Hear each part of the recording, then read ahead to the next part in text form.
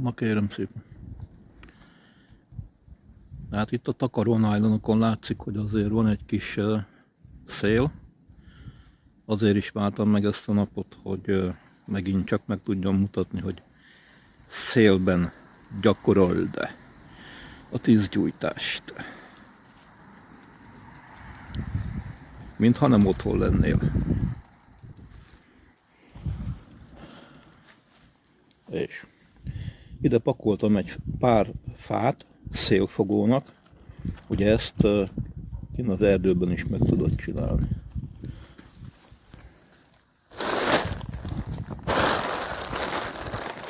És akkor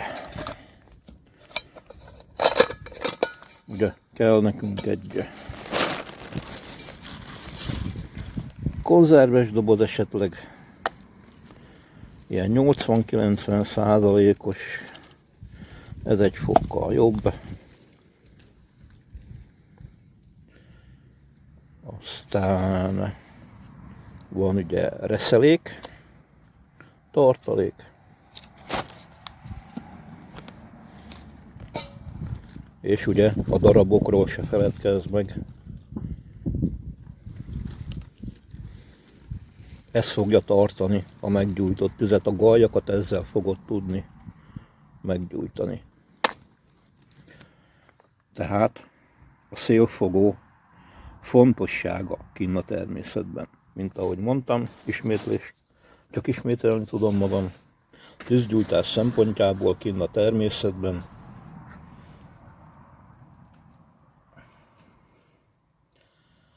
a szél lesz az ellenségede.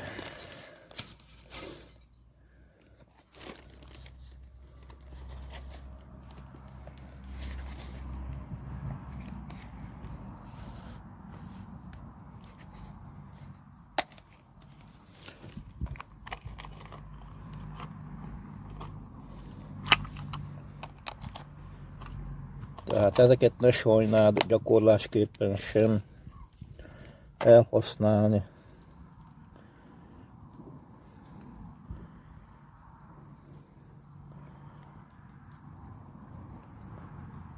Tehát ezek fogják tartani a tüzet. Aztán ugye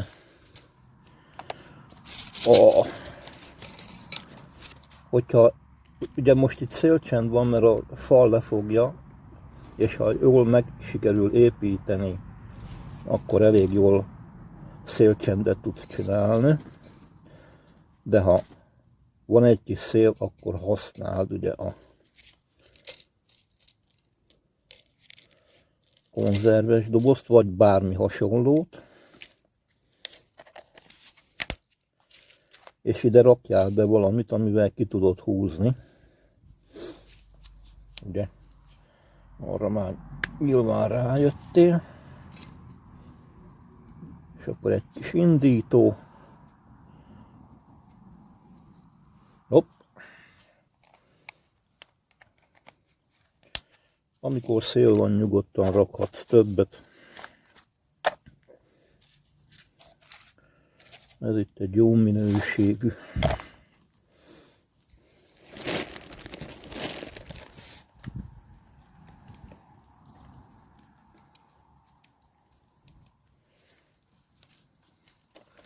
És akkor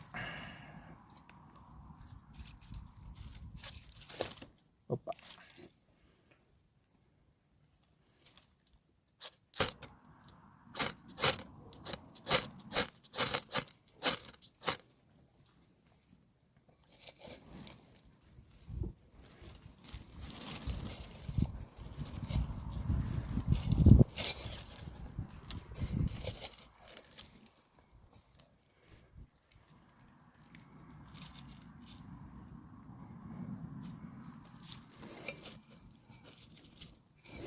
Ugye az a lényeg, hogy legyen annyi forgácsod, hogy a diribb darabok meggyulladjanak, ez már fogja tartani.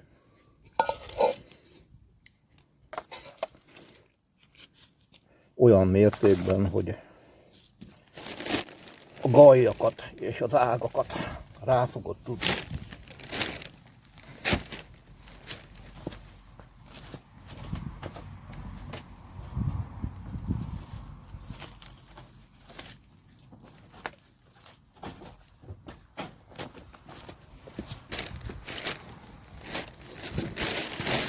Dobálni.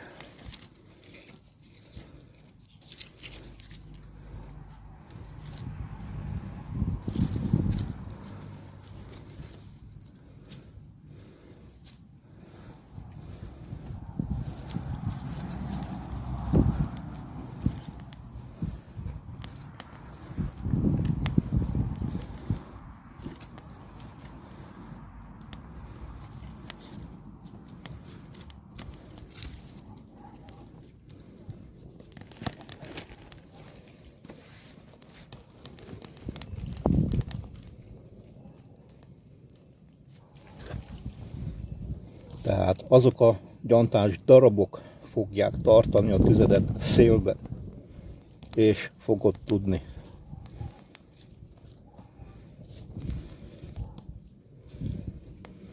még szélfogó mellett is csak meggyújtani a tüzet. Tehát hiába van öngyújtód, papírod, minden szép szar, ha nem tudod megtartani a tüzet,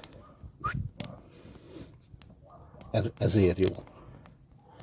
A gyantásfa ezért jó. És hangsúlyozom a dirib darabokat. A forgács nem elég. A dirib darabok kellenek.